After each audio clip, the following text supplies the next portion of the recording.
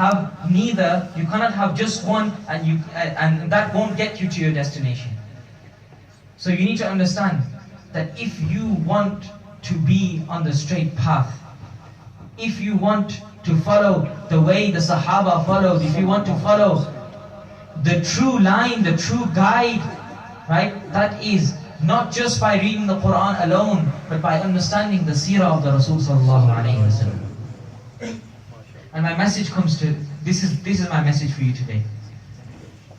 That you have to, we do accept, and the reason why I mentioned the Nur of Rasulullah sallallahu alaihi wasallam is because Batori Barakat, I thought I'd mention it. We all accept that the Rasul sallallahu alaihi wasallam is a guide. But if we accept that the Rasul sallallahu alaihi wasallam is a guide, we must utilize this light correctly. If you have a torch, you're not going to hold it the other way around, are you? We have the guide, which is the Rasul sallallahu alaihi wasallam. We must utilize this guide correctly. If we want to understand the Quran, we must understand the life of Rasulullah sallallahu alaihi wasallam. There's a verse in the Quran. I work in London as an imam. There are people that come to me and they say, we've read the Quran English translation. Okay, mashallah, that's very good. We've underlined a couple of verses. Can you come check them for us? Yes. If your wife does not listen to you, beat them. They underlined this. I read it. Okay. Don't get happy, by the way. Don't start beating your wife going home. They read this. The Quran has, maybe a person who's translated the Quran has said this, but the best mufassir of the Quran is none other than Rasulullah sallallahu alaihi wasallam. So my question to him is immediately: did Rasulullah sallallahu alaihi wasallam ever lay a finger on his wife? So that's your answer. That's your tafsir. So if you want tafsir, you look at the life of Rasulullah sallallahu alaihi wasallam. The Quran is just a book, right?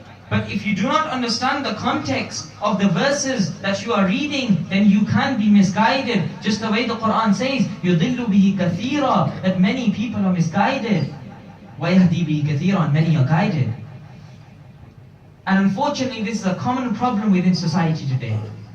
A person will come up to you and say, Akhi, this is Quran, this is Sunnah, I give you an ayah, you cannot reject this ayah. Does he know when the ayah was revealed? Why it was revealed? So how can he all of a sudden present you an ayah? Unfortunately, we are sometimes sheep. We are blind. Oh, if the Quran says it is true. If the Quran says it, it is true. But there's a context behind it. It's very important to understand. So in our society, when we get people coming to you like this is a disease within our society. We get people coming to you saying, this is Quran, this is Sunnah, this is what it has to be. No, there's a reason why the deen is built on a chain. There's a reason why we sit with teachers who sat with teachers who sat with teachers who sat with the likes of Imam Suyuti rahmatullahi ta'ala alayhi, who sat with the likes of Imam Sayyidina Abdul Qadir al-Jilani rahmatullahi ta'ala alayhi, who sat with the likes of Sayyidina Imam Abu Hanifa rahmatullahi ta'ala alayhi, who sat with the likes of Rasulullah sallallahu alayhi wa sallam. That we cannot just interpret the Quran on our own. We cannot just, somebody can't just come to us and say, this is a ayah, this is a verse, this is a hadith, this is how it's meant to be. No. Ustad chahiye. You need a teacher to sit with who can actually guide you and tell you, this is why the Quran was revealed, this is the context of the ayah, etc., etc. And very important to understand that. Yes, of course. So my message for you today is, we're sitting in a mahfil of Milad. We listen to Naat, it's beautiful, everything that we do. But think about it. Where do we stand when we're looking at the life of Rasulullah sallallahu? How much do we know about the life of Rasulullah sallallahu alaihi wasallam?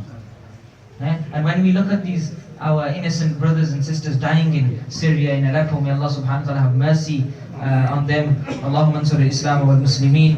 Allahumma ayyid al-Islam wal-Muslimin. Allahumma a'izz al-Islam wal-Muslimin. When we see these individuals dying, the reason why they are dying is because these people do not understand the Quran properly, because they completely disregard the seerah. So your job is that when somebody comes to you, presents to you ayat, presents to you this, say, okay, fine, I understand, but I'm not going to make a final decision. Let me go and refer to Qibla Imam Sahib, your teacher, somebody who who's actually sat with a teacher, and that chain goes back to Rasulullah sallallahu alaihi wasallam.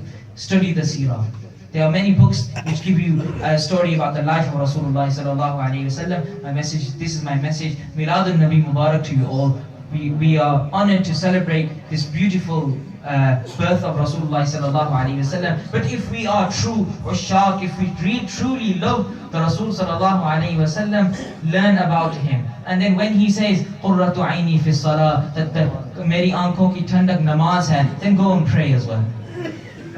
This is what true love is. If you call yourself lovers, then follow what Rasulullah sallallahu alaihi wasallam says. May Allah give us the ability to understand the Quran. May Allah subhanahu wa ta'ala give us the ability to follow in the footsteps of Rasulullah sallallahu alaihi wasallam. I do apologize, I have a train to catch, so I take ijazat. If I have said anything wrong, anything which offended you, may Allah subhanahu wa ta'ala forgive me. I apologize. And anything good has come from Allah subhanahu wa ta'ala, my teachers, my parents. Thank you all. Thank you Cardiff Central Masjid for having me. May Allah subhanahu wa ta'ala bless you all. Wa akhiru da'wana.